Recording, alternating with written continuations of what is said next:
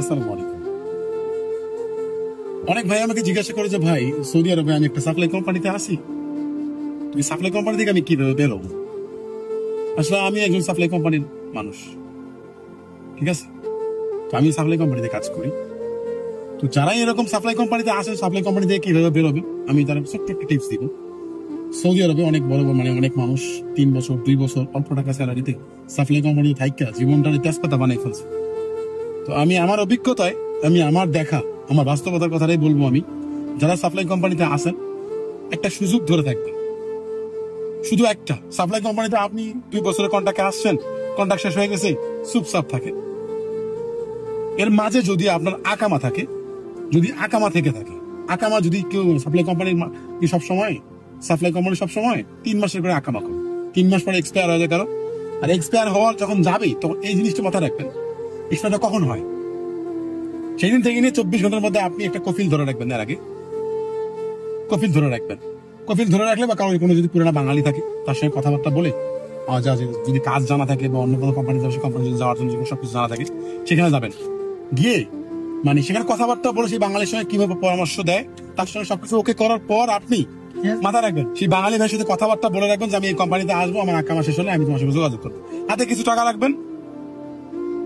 এরপরে জাওয়াজাতে গিয়ে বা মক্তবা মেলে গিয়ে আপনি আমার কফিলকে ধরে কাফেলা হয়ে যাবেন। টাকা রাখতে হবে 2 থেকে 3,000 রিয়াল। এখন কিছু কিছু সাপ্লাই কোম্পানিতে আছে, মনে করেন কাম করে নিয়ে টাকা দেয় না ঠিকভাবে, আকামারা ঠিকভাবে করে না, অনেক ভয় দেখায়। কারণ সাপ্লাই কোম্পানিটা ভালো হয় না সবসময়, মামলা দিয়ে দেয় অনেক টাকা পয়সা। তো যারাই সাপ্লাই কোম্পানিতে আসেন, যারা বেরোতে যাচ্ছেন, তো আপনি যদি 2 বছরের কন্ট্রাক্ট শেষ হয়ে যায়, অল্প টাকা স্যালারিতে ভালো লাগতেছে না, আপনি সবকিছু জেনে গেছেন, সৌদি আরবের ভাষা সবকিছু জেনে গেছেন, যে না আমি এখান থেকে বেরোলে বাইরে গেলে কাজ করতে পারবো, তাহলে আপনি কোনো কথাবার্তা নাই, আমি ডিরেক্ট আকামানা 2 বছর কন্ট্রাক্ট শেষ, বা আশেপাশে যদি মক্তবামেল থাকে, মক্তবামেল কি জানেন, মানে আমাদের কাজের যেগুলো অফিস থাকে, সরকারি অফিস, সেখানে গিয়ে আপনি কথা বলেন যে আমার 2 বছর কন্ট্রাক্ট শেষ হয়ে গেছে, আমাকে কাজ দিচ্ছে না বা আমাকে কোম্পানি ছাড়তেছে না, আমি কাজ করবো না, আমার কাম ভালো লাগে না, এটা কথা বলে একটা কমপ্লেন করেন। কমপ্লেন করে মাত্র আপনার কোম্পানিকে ফোন দিবে, আপনি 2 থেকে 3 দিনের মধ্যে কাফেলা হয়ে যাবেন, সাইডে বা একজন যদি বাংলাদেশে পাঠিয়ে দিব, নয়তো আপনাকে অন্য কোম্পানিতে সাইডে দিব। তো সৌদি আরবে বিশেষ করে অনেক মানুষ এরকম সাপ্লাই কোম্পানিতে আইসে অনেক বিপদে করে যায়। 1,000 টাকা স্যালারিতে, 1200 টাকা স্যালারিতে একটা মানুষ দিন যায় না, আবার সে স্যালারিটাও ঠিকভাবে দেয় না।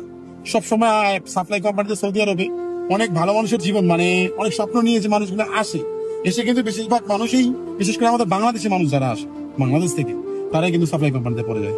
সেই মানুষটা কিন্তু 1 থেকে 3-4 বাসা বিক্রি হয়ে যায়, 3 জায়গা 4 জায়গা বিক্রি হয়ে যায়।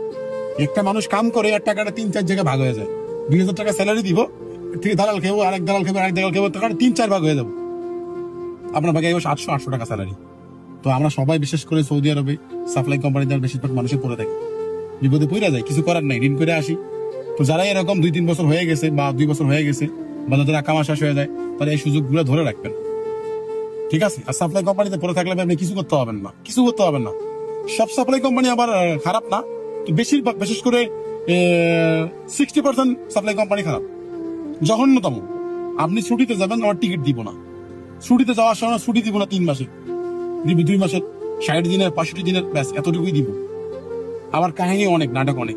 তো যারাই সাপ্লাই কোম্পানিতে আসেন, সবসময় একটা জিনিস খেয়াল করবেন, আপনার যদি বিকাশ করার ইচ্ছা থাকে, তাহলে বাইরে সৌদি আরব যে দেশে থাকেন না কেন, ওই দেশের ভাষা এবং কাজ কামের অভিজ্ঞতা আপনি নিয়ে যাবেন, অলরেডি ওইটা আগে নিবেন। তারপরে আপনি সাপ্লাই কোম্পানিতে অটোমেটিক যখন সবকিছু জানা হয়ে যাবে, আপনি আপনার রাস্তা এমনিতেই বের হয়ে যাবেন, মানুষকে ধরতে হবে না। তো বাংলাদেশে আমরা বিশেষ করে আমরা অনেক মানুষ অনেক ভয় ভীতি পেয়ে এক্সিট বেড়ে চলে যায়, যে বিদেশ করবো না, চলে যাবো, ভালো লাগে না, ঠিক আছে? তো যাওয়া দরকার নাই, একটু মাথা কাটা কাজ করে ইনশাআল্লাহ সবকিছু সমাধান হবে। ভিডিওটা ভালো লাগলে শেয়ার করে দিন।